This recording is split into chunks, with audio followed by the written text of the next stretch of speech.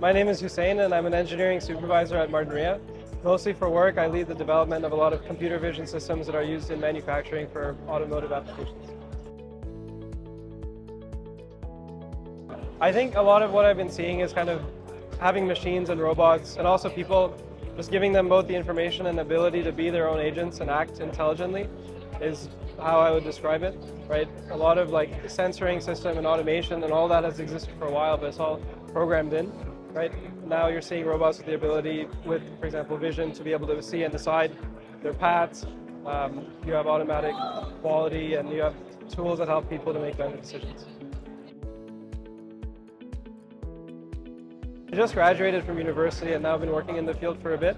And when I was in university, when I was in high school, I never even thought of manufacturing as like a career option. I didn't actually realize how much technology was in it.